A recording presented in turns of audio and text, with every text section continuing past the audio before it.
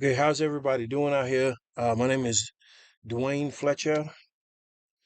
Some of you may know me by some of the books you hear me talking about on my podcast and speaking at city council meetings, speaking around town about the stuff.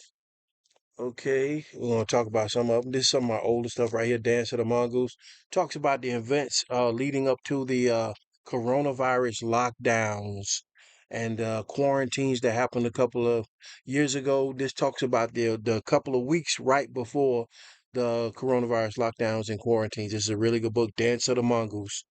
Blurb.com. Uh, Codename Lionfish. Codename Lionfish. This talks about a Chinese spy that they caught at the military base here in Jacksonville. Basically, he was supposed to be training like Navy SEALs and recon soldiers on how to use this new James Bond type equipment that the Navy SEALs were getting, but instead he was selling it back to China, stuff like that. It's a really good book, also. Codename Lionfish. All right, there you go. Blurb.com. And of course, Fox Hunt. We're going to get into something about this one in a minute. Fox Hunt by Duane Fletcher. This talks about how they tried to sell the power company here in town for what appeared to be at the time a group of Chinese spies. It's a really good book also. Okay, now that's my older stuff. Here's some of the newer stuff right here. The Battle of Fletcher. The Battle of Fletcher. This is like Indiana Jones type book. Raiders of the Lost Ark, where the characters in here are looking for artifacts and things like that. Um, it's a really good book. Also, it talks about the Napoleon Bonaparte's campaign against Russia. 200 years ago, in contrast to what's going on in Ukraine right now. This is a really good book, also. Battle of Fletcher, The Arrows by Duane Fletcher. The Nibble Nicks. The Nibble Nicks talks about these twins, these twin brothers from Russia. That basically they were like hitman for the mafia, Russian mafia.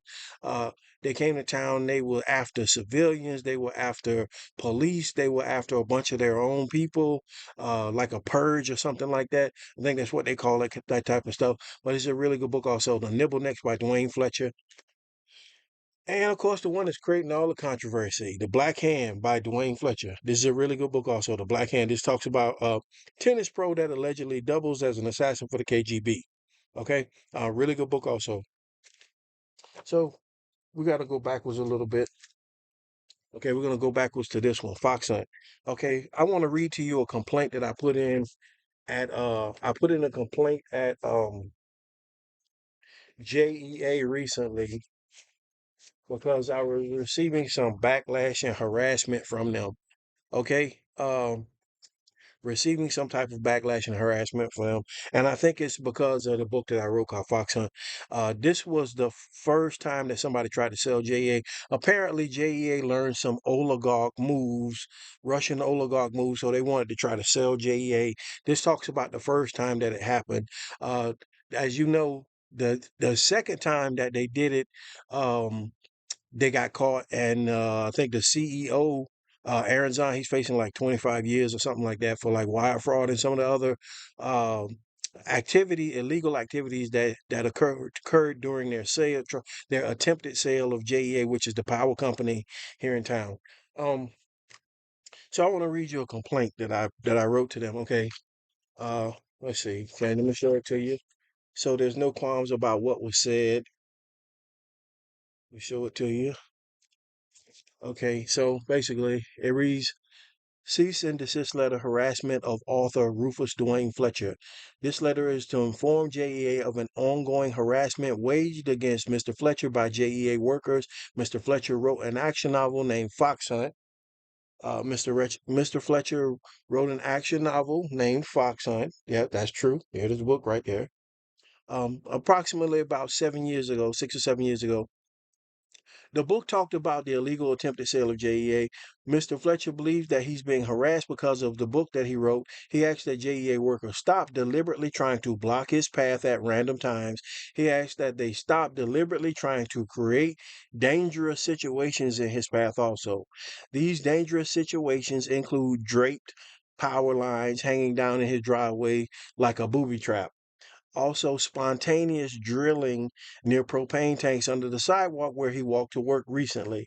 Mr. Fletcher believes that these events are in collusion with an undue harassment. Yes, the infamous JEA sale trial is over. Unfortunately, it appears that there are still certain illegal gremlin elements inside the company. Mr. Fletcher has publicly suggested many times that the FBI dig deeper to rout out the rest of these bad elements hiding inside JEA. By demanding that the harassment stop, this means no illegal manufactured surveillance of Mr. Fletcher, no listening devices erected outside his home or hacking his computer. In other words, you need to find something else to do other than harass Mr. Fletcher. If said harassment does not stop, there will be a lawsuit against JEA. JEA should be happy that their company was not sold out from under them, not harassing a writer that exposed it. Instead, it appears there are still certain quote unquote salesmen hiding inside the company and harassing Mr. Fletcher because of his book. Mr. Fletcher, which is me, would eagerly debate any accusation made by JEA workers trying to justify their actions. He believes they are, if this is going on, operating on manufactured rhyme and reason and blatant lies. He has no other explanation as to why they would do this to him. This is my complaint. So basically, what I believe, uh, and this is, I I received harassment before for different stuff from different people. Uh, for different reasons and stuff like that. Different books that I wrote. It's conspiracy stuff, and apparently some of the stuff that I wrote is starting to come true. Like the warehouse that's in this book, the FBI ended up raiding the place. So that's what happened with this book, and of course there's other issues also. But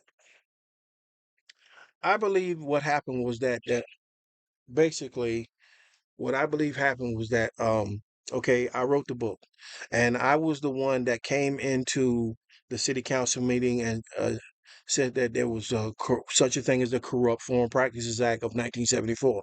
Corrupt Foreign Practices Act of 1974 basically states that somebody can't lie on one person's company so that so that a foreign company can profit for it. So you can't lie on an American company so a foreign company can profit off of it, basically. And and I said this because it appeared to me, which is my opinion, that the same time that this new solar panel company came to town was when they all of a sudden wanted to sell JEA. Um, so I wrote a book about it. So this is what they did. Um, Now, the original CEO that tried to sell JEA, I think like some of his workers inside the company snitched on him, told on him, whatever. So then he was forced to go in front of the city council and explain his actions. And that's when myself and some other people came in and started talking. And I know me personally, I brought up the Corrupt Foreign Practices Act. The CEO, the old CEO, right before Aaron Zahn, he stepped down. He ran for cover. Okay. Um, so then Aaron Zahn got up there. The issue lay dormant for a while, but then they tried to sell it again.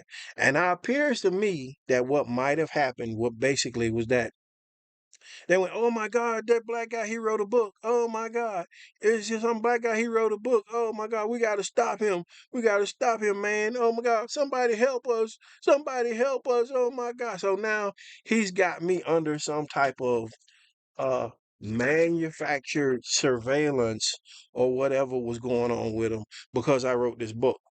And then they tried to sell it anyway. He's watching me now because I appeared to be one of the smartest people in the room because I brought up the Corrupt Foreign Practices Act and that it was illegal, it was a felony to lie and say JEA wasn't making no money and then replace it with this foreign company. So now he's got me under some type of manufactured surveillance, and and and they tried to sell the power company again anyway, um, and they got caught. And I don't want to say it's funny. I'm not laughing at them. I don't want to say it's funny. It's actually sad that they would be that desperate and greedy to do something like that. But it should be embarrassing that you put this guy and harass this guy that wrote this book and tried to sell it again anyway. And now your CEO has think he got charged with what 25. He's got like 25 years to do now. I'm pretty sure he's going to appeal it.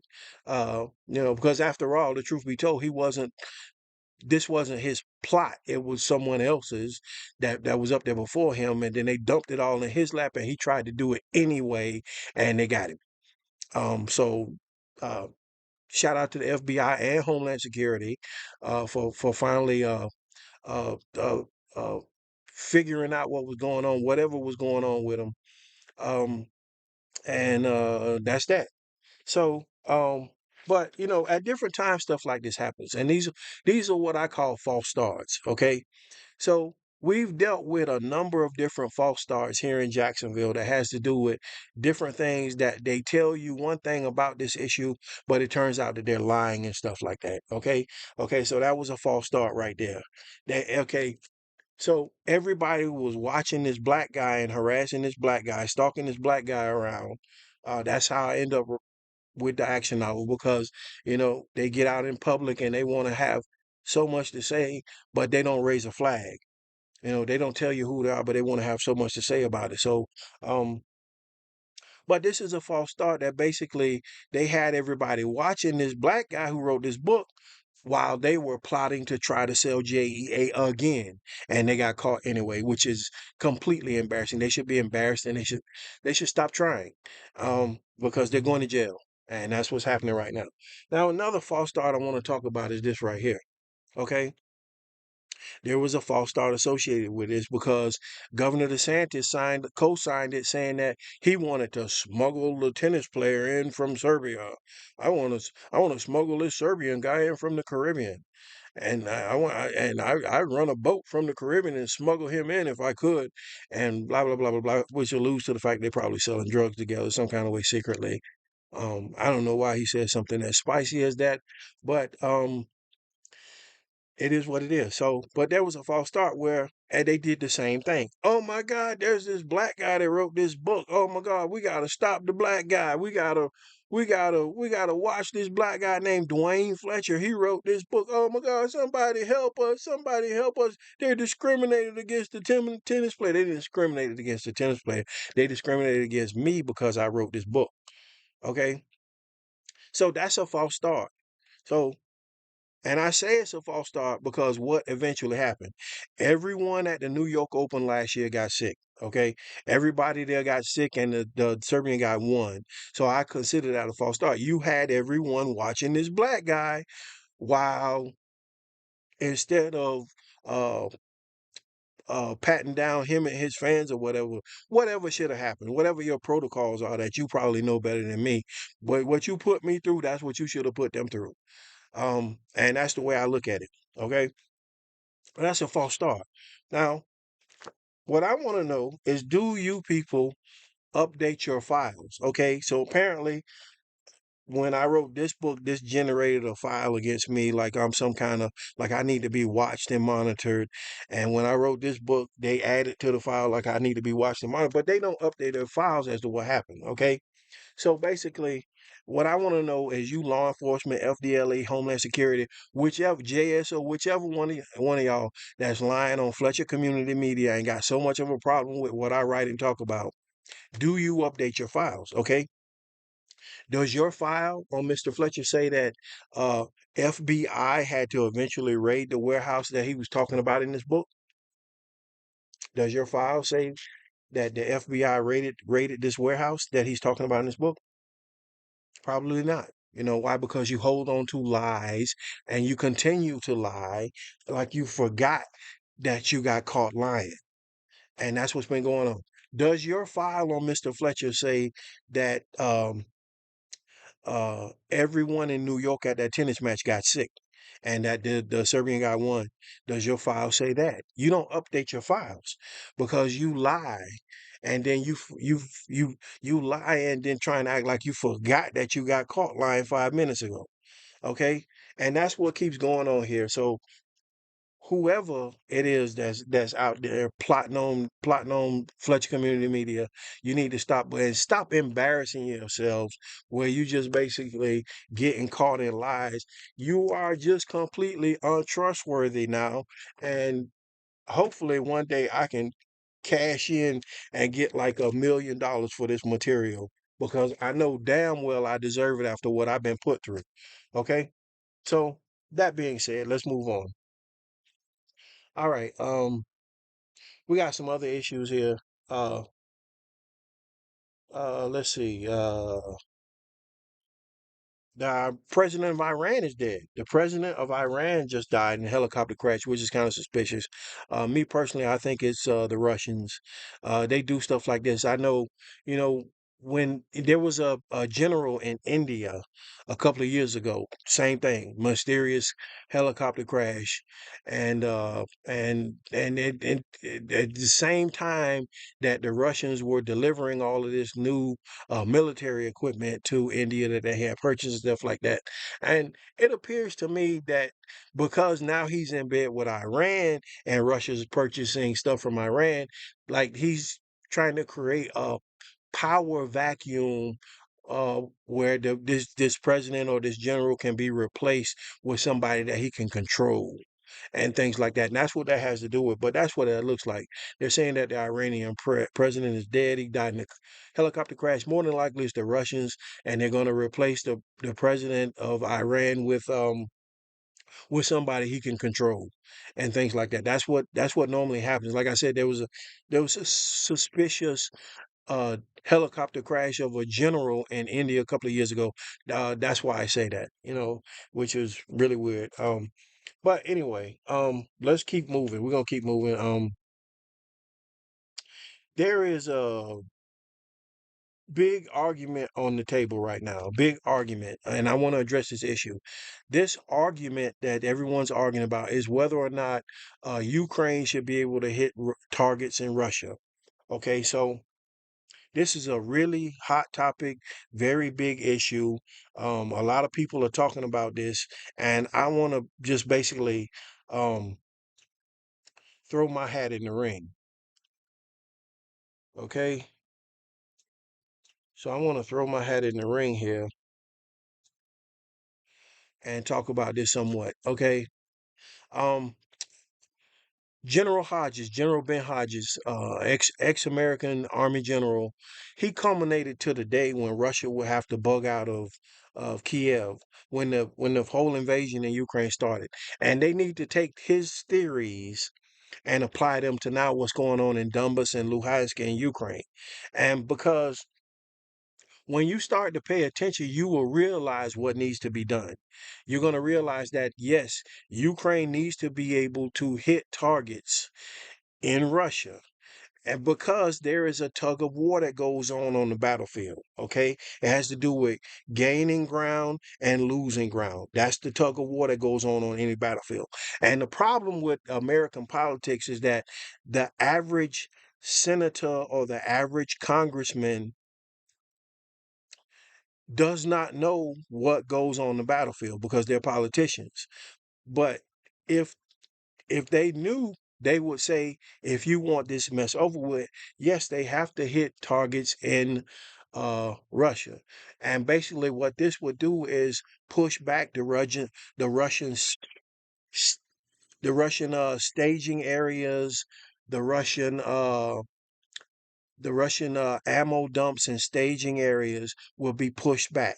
And the longer it takes him to go back and forth and reload is the precious moments that Ukraine can use to push him out. And I'm gonna give you an example of what I'm talking about here because I looked some of it up and see if I can talk about it a little bit here.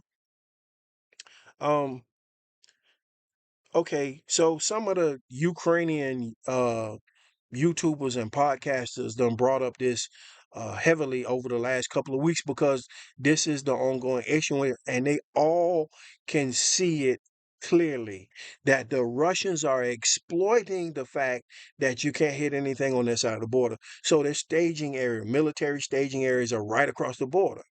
And he's just sitting there amassing troops and supplies and sticking his tongue out because they know they can't hit it. Okay? Now, if you push this fight backwards and take the tug of war backwards into Russia, he will lose time trying to resupply. So basically what I'm talking about here is let's say hypothetically, if there was staging areas in Belgorod or Voronezh or Toshkovsky in Russia, which is like some cities that's right along the border with Ukraine, okay? Between the mileage between mileage or kilometers, they use metric system over there, but Kharkiv, Ukraine is 80 kilometers away from Belgorod, Russia. Let's say if you push that back to Voronezh, Russia, which is 382 kilometers, it's going to take him longer to go back and forth to uh to resupply. Okay. Um, in that time that he's taking to resupply, um, his troops, stationary troops, his what they call a garrison, his garrison can be routed, and his soldiers will be forced to retreat back into Russia completely, or either be captured. And I don't think he wants that. Or let's say, for example, uh, Kharkiv, Ukraine is, excuse me, Luhansk, Ukraine. Luhansk, Ukraine is 145 kilometers from Toshkovsky, Russia.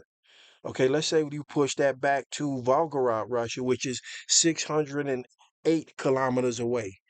The time that he takes to go back and forth to resupply and rearm himself is the time that his soldiers on the front line is going to run out of ammunition. Okay, they're going to run out of ammunition, and possibly the Ukrainian troops can use that time frame, that window of opportunity, and exploit it the same way he's been exploiting it. They push him out. Okay, basically, let's see. Let's give you another one here. Let's say Mariupol, Ukraine is 178 kilometers from Rostov-on-Don, Russia. Let's say that's pushed back to Volgorod, Russia, which is 788 kilometers away. And that time frame is going to take him a longer time to go back and forth. You take the tug of war and have the tug of war on his property. And make no mistake, let's be clear, I'm not talking about invading Russia, okay? The Russian military staging areas, the Russian ammo dumps, the highway, the rail that they're using to resupply should be destroyed. And that can be done without sending in tanks, without sending in troops. It could be done with drones. It could be done with cruise missiles. It could be done with HIMARS rockets, a number of different things. Now, the reason why a lot of people are saying don't do that is because they think it's going to start World War III or something like that. However, the issue is already being done by this person. He's already doing this back the other way, so they need to push him back. Now, hopefully, people will understand now, because a lot of people apparently don't understand why targets in Russia have to be taken out. They don't understand. They just have a mental block and don't understand. But it has to be pushed back the other way. The only other thing that'll stop this war is basically if there's a Russian revolution or something like that, and they take Putin out themselves. Okay, so this shift would make the Russians have to reload somewhere else, resupply further inland into Russia, and then come back to the battlefield. And in that time, it's like trying to start a fire with a flint rock. Sooner or later, you're going to get that spark that makes the Russians take too long to rearm and resupply, and his garrison can be pushed backwards out of Ukraine completely. And that's basically the theory that I'm discussing, and that's why I say my personal opinion that targets in Russia have to be taken out for the Russians to be um, pushed out of Ukraine completely. And some people need to think about it. Like I said, there's some people that say that they shouldn't do it. But the thing is, if he's already doing it, if the Russians are already doing it on their own behalf to move into Ukraine, it should be done to push him out. What's good for the goose is good for the gander. Okay, so I'm hoping that I can bring some understanding to this mental block that a lot of these people have. A lot of these people have this mental block, and they're saying that they shouldn't do it. But like I said again, let's be clear. I'm not talking about invading Russia with tanks or invading Russia with troops. I'm just talking about lobbing some cruise missiles over his head to push back his resupply routes. Push it back. Push it backwards. And then in that time frame, that extra time that he needs to turn around and resupply, they can beat him. The ones that he has, his garrison of troops that he has stationed there now.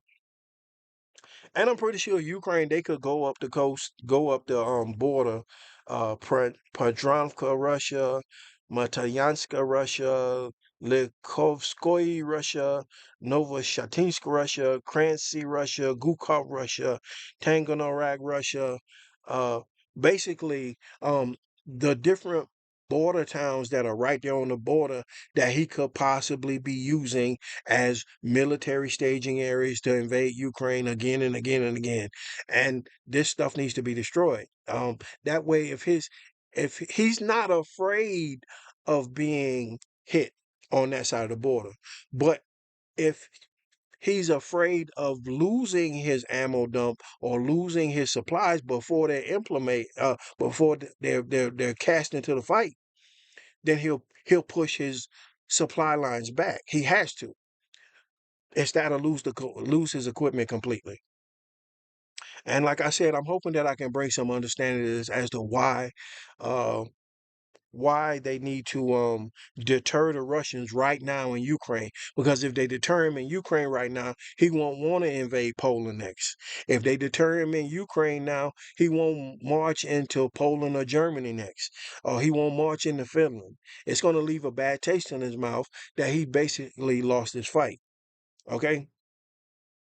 And I'm pretty sure that's the whole idea behind the NATO countries and the Western European countries supplying Ukraine with weapons is so that the Russians will lose big in Ukraine and not march into Finland next or not march into Poland next and so on and so forth.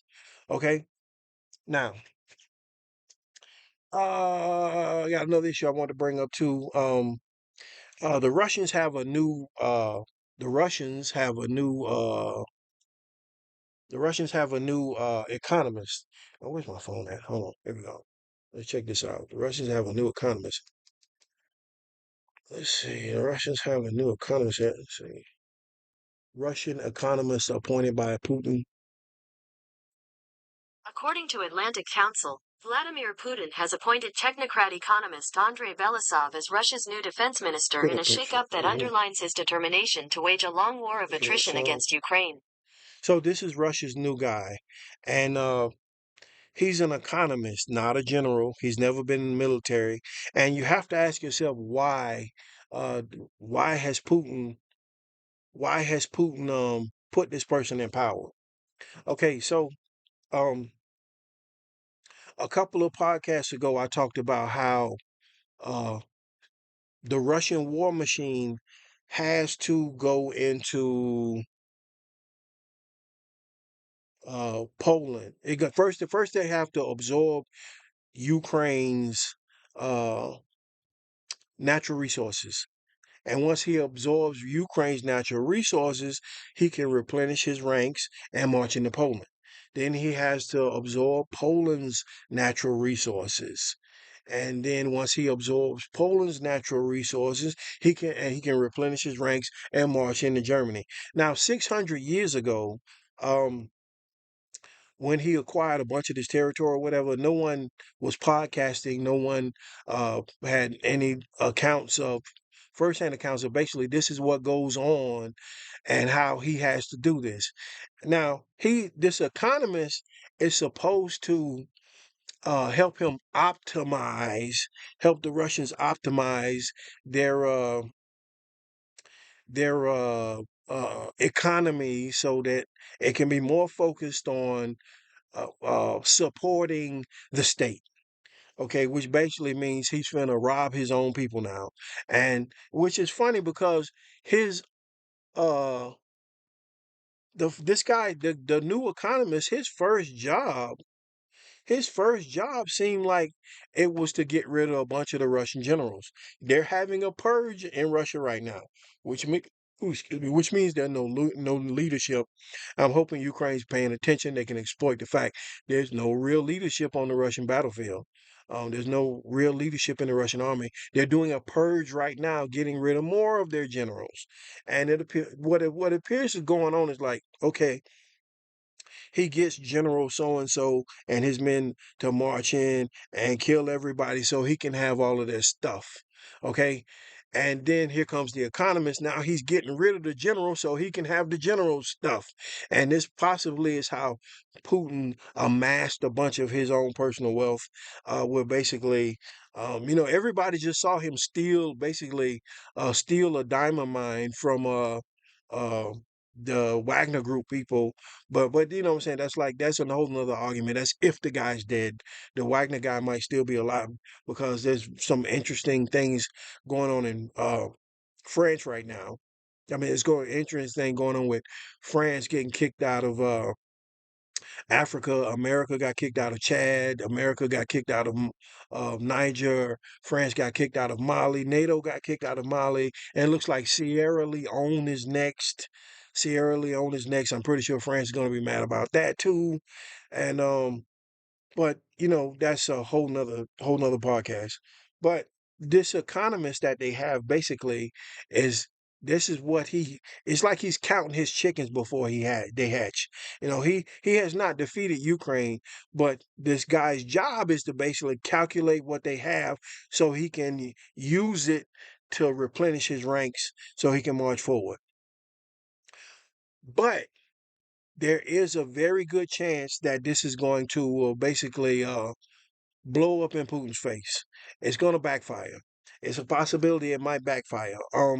Because for this economist to wet his beak and get a start, he has to do he has to put his own Russian people through a hardship first, which means he has to steal from the Russians and take from them and put it towards what the state needs to march forward.